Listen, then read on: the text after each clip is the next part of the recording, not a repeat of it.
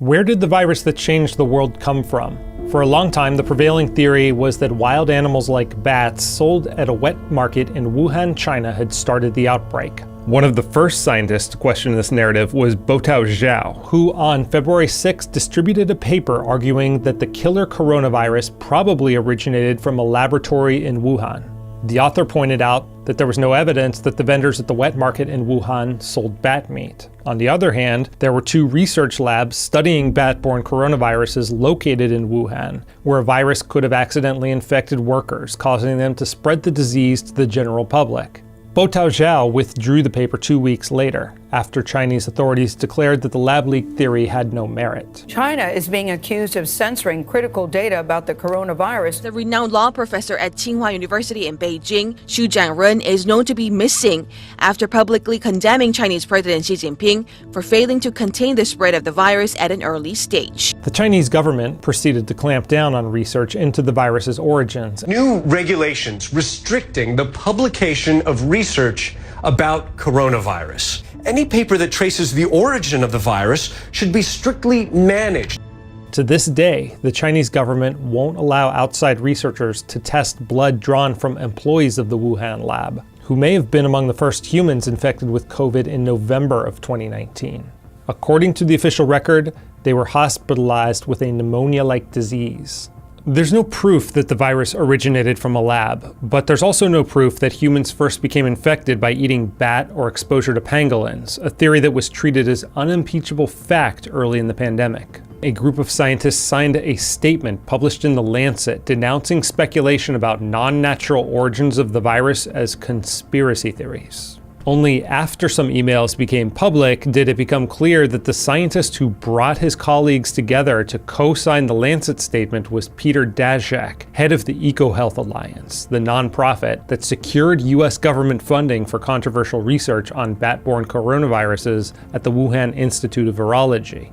Daszak also co-authored a June 2020 op-ed in The Guardian headlined "Ignore the Conspiracy Theories. Scientists know COVID-19 wasn't created in a lab," without disclosing a potential conflict of interest. Media coverage following the publication of the Lancet letter overwhelmingly framed discussion of the lab leak hypothesis as conspiracy theory. That episode does not reflect well on scientists. Science writer Matt Ridley says that Anthony Fauci's private emails, which were made public through a Freedom of Information Act request, show that behind the scenes, scientists were taking the lab leak theory seriously all along. A number of leading virologists were talking to each other and were saying to each other, we think this might look a bit like a virus that's been engineered in a laboratory. And then they all got on a phone call with Anthony Fauci.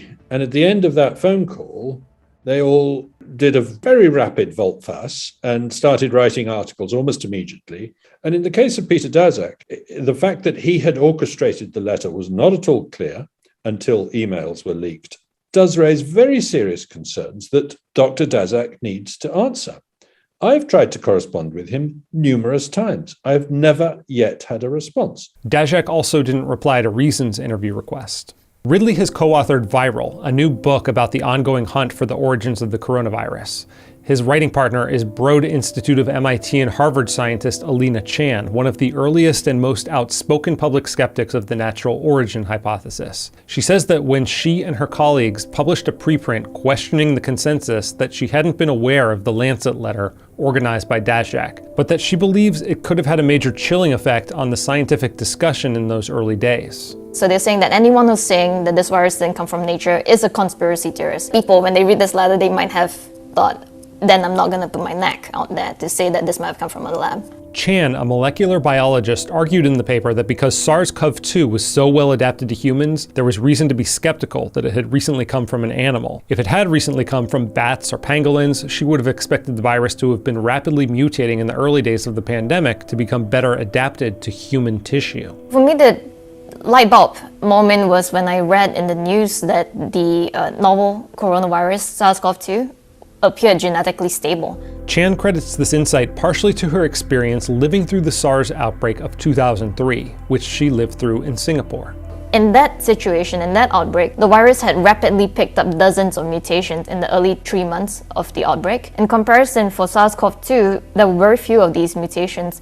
So it suggested to me that this virus had already picked up many useful mutations for infecting and transmitting amongst humans prior to its detection in December 2019. Another major difference is that during the 2003 outbreak, authorities discovered previous SARS infections among animals being sold at markets in South China within a couple of months. That's not the case with SARS-CoV-2, despite initial suspicions that a seafood market was to blame. In the case of SARS-2, even though the first cluster of cases identified was at a seafood market, they never found any signs of animals that were infected by this virus. So up till today, there's no sign of an animal that was ever infected by SARS-CoV-2 and then gave it to humans. When the World Health Organization sent a team to investigate the virus's origins in January 2021, EcoHealth Alliance's DAJAC was the only American member included. The team dismissed the lab leak hypothesis before WHO leadership later backtracked.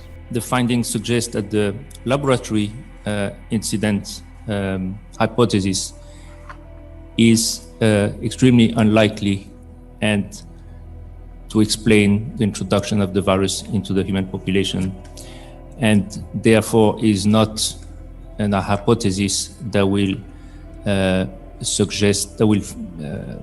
implies to suggest future studies. DAJAC granted an interview to 60 Minutes following that trip to Wuhan and suggested that farm animals were the likely culprit. But there's no direct evidence that any of those animals were actually infected with the bat virus.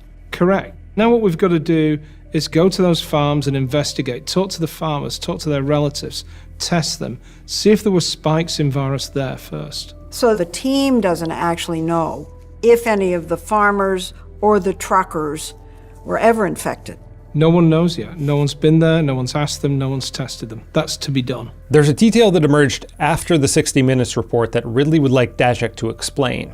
Recently leaked documents show that EcoHealth Alliance applied for a research grant related to inserting what's called a furin cleavage site into SARS-like coronaviruses. This very furin cleavage site makes SARS-CoV-2 highly infectious in humans, and it's what distinguishes it from any SARS-like coronaviruses yet found in the wild. The grant request was rejected, but did the Wuhan laboratory engage in this research even without funding from that grant? DAJAC may be able to help answer that question. The fact that that is probably the feature that makes the virus sufficiently infectious to start a pandemic means that it is a highly important thing.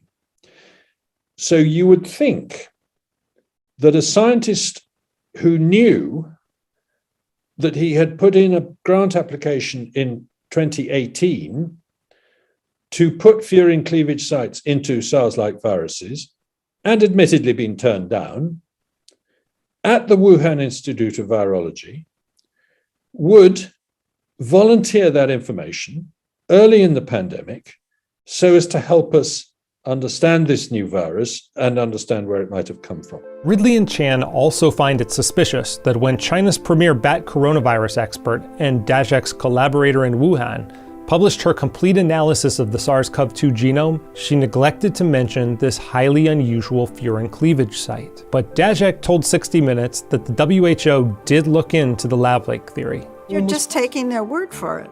Well, what else can we do? There's a limit to what you can do, and we went right up to that limit. We asked them tough questions. They weren't vetted in advance, and the answers they gave we found to be believable, correct, and convincing.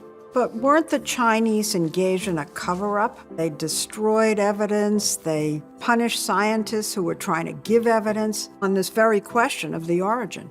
Well, that wasn't our task, to find out if China had covered up.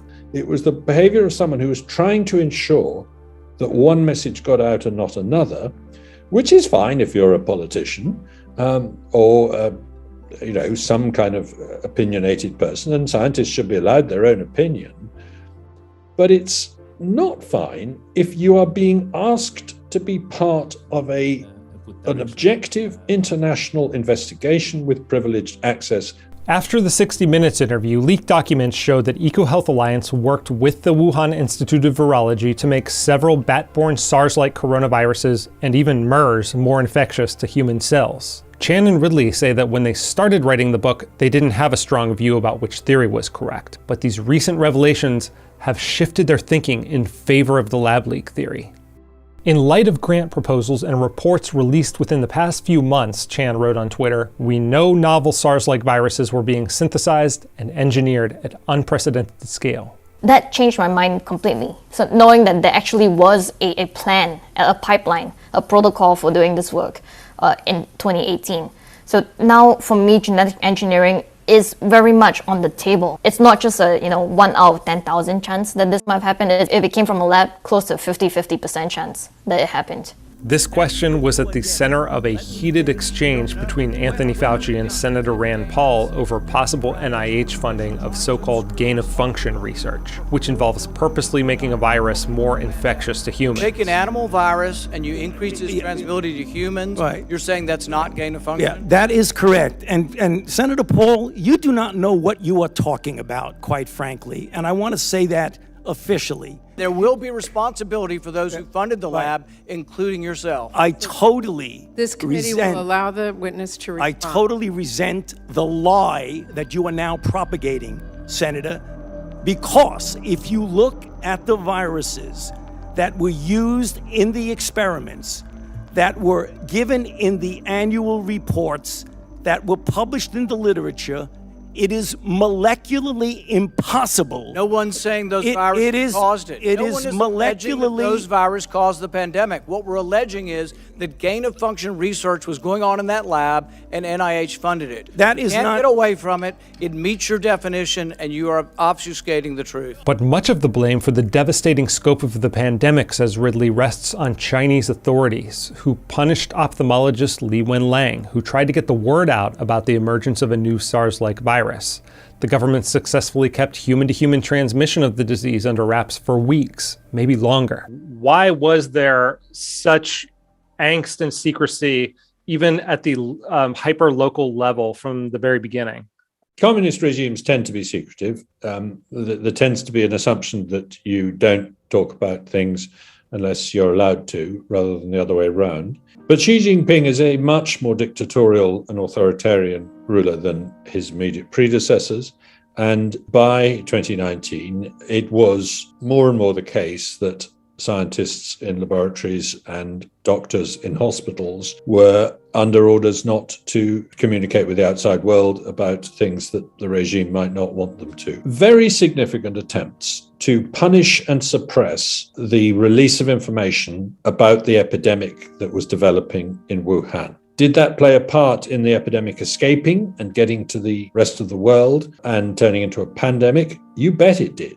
If on the 27th, 28th of December, when alarm bells were beginning to ring in hospitals in Wuhan, the Chinese authorities had said to the world, we've got a problem in Wuhan, we're going to do our best to stop it, then we probably could have pinched this in the bud before it got out of the city of Wuhan. The Wuhan Institute of Virology houses samples of RATG13, a bat virus that is one of the closest known genetic matches to SARS-CoV-2. But to this day, information about other coronaviruses in the Wuhan lab haven't been released, so we don't know if the lab was working with a virus that's even more closely related to SARS-CoV-2. The lab's public database of viral samples could hold some answers, but it was taken offline in February and had been modified in December, which we know because of work by Drastic, the dedicated research and scientific team investigating COVID-19, a decentralized group of volunteers that compile and analyze open source material and leaked documents to investigate the origins of COVID.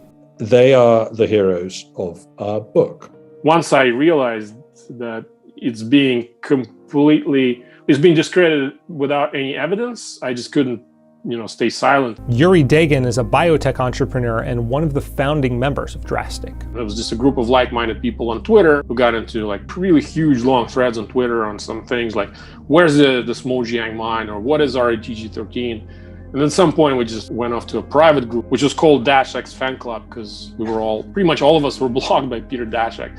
at some point. A key revelation uncovered by the group was that the Wuhan Institute of Virology database was first taken down in September 2019, 3 months before the pandemic became public. A description of the database was modified on December 30th, 2019, the day Dr. Shi told Chinese state television that her lab first obtained the samples of the virus in Wuhan. 2019年12月30号下午接到样本以后，那我们的团队首先就对这个样本，当时叫不明原因肺炎，我们对这个样本首先开展了冠状病毒的研究。 Wuhan scientists accessed the database a few times before it was permanently removed in February 2020 for alleged security concerns. For them to take it down is very suspicious. And of course, Xi Jinping's explanation that she took it down to prevent hackers from attacking it is complete bullshit, because it was a public database to begin with, and what's she afraid of? A member of the Drastic team also discovered that the Wuhan team had collected key samples, including one of the virus's closest known genetic matches from a mine where some workers had fallen sick and died after clearing out bat droppings. Chinese authorities have denied outsiders any access to examine the mine. All of these revelations just reinforced our realization that either they're not telling the truth at all, or they're not telling the whole truth to the world. And that was a big moment for us to kind of start digging deeper and deeper. Though there's mounting circumstantial evidence to support the lab leak theory, most government officials still maintain that the natural origin hypothesis is more likely. A US intelligence report declassified on October 29th said 4 intel agencies had low confidence that the virus most likely emerged in nature. One agency had moderate confidence that it leaked from a lab, and analysts at 3 agencies remained unable to coalesce around either explanation without additional information. The report did conclude that SARS-CoV-2 was unlikely to be a biological weapon. NIH Director Francis Collins, who didn't reply to our interview request, told computer scientist and podcast host Lex Friedman in early November that he's open to the lab leak hypothesis, but still believes strongly that the virus is of natural origin. Is there a reasonable chance that COVID-19 leaked from a lab? I can't exclude that. I think it's fairly unlikely. I wish we had more ability to be able to ask questions of the Chinese government and learn more about what kind of records might have been in the lab that we've never been able to see. But most likely, this was a natural origin of a virus, probably starting in a bat, perhaps traveling through some other intermediate, yet to be identified host, and finding its way into humans. Between July 2020 and January 2021, an international team of scientists captured bats in Laos carrying a newly discovered coronavirus that's the closest known genetic match to SARS-CoV-2, even closer than the virus held in the Wuhan lab, which some say supports the natural origin theory. But Ridley, Chan, and Dagan point out that it lacks the crucial furin cleavage site, which they suspect was inserted in a lab. Supporters of the natural origin theory point out that no smoking gun virus has yet been found in the version of the Wuhan database uncovered by Drastic. But Chan points out that this version of the database is years out of date because the Wuhan researchers generally don't enter new viruses until they've had a chance to sequence and publish studies about them. The Wuhan Institute of Virology database is still inaccessible. We only see viruses they've collected up till 2016. So we have barely any concept of what viruses and sequences they might have found after 2016 in the years leading up to COVID-19. So without access to that information, it becomes very difficult for us to guess whether or not they might have found a precursor of SARS-2 in their labs, and we're working with it. Of course, also would love to get that database, or at least part of the data from the database that's been deleted, and to see all the unpublished sequences. I definitely don't want to stop biotechnology. I think CRISPR gene editing is a fantastic tool for medicine, for agriculture, for conservation, for all sorts of things. The overwhelming majority of work in this field has benefited mankind, including the development of the messenger RNA vaccines that have saved millions of lives in the last year. But Ridley says that scientists should come together to set ethical guidelines that prohibit dangerous types of research, such as experimenting on bat viruses to make them more infectious to human cells in large urban environments after harvesting them from caves far away from human population centers, as this China-produced documentary shows researchers doing, some of them without proper protective gear. 蝙蝠的生活环境都在人迹罕至的洞穴。但只有这样的环境，才能找到最理想的病毒媒介样本。如果说我们的皮肤裸露，很容易接触到蝙蝠的排泄污染的物体，所以说这个风险比较大。Going out and harvesting viruses in wild places and with pandemic potential and bringing them back to cities to work on them probably isn't very sensible. It's like looking for a gas leak with a lighted match, as somebody put it. So if we could get the US, the UK, Australia, Japan, other major countries to sign a treaty saying, when there's an outbreak in our country, we promise to open up as far as possible and tell you everything we know, then the very fact that some countries won't sign that treaty will itself put pressure on them. That's kind of the way the Atomic Energy Authority, International Atomic Energy Authority, evolved. And I think that's what we should be looking to achieve. How optimistic or pessimistic are you that we ever will get to the truth of the matter here? I'm generally optimistic. I think truth will out here. It may take a long time.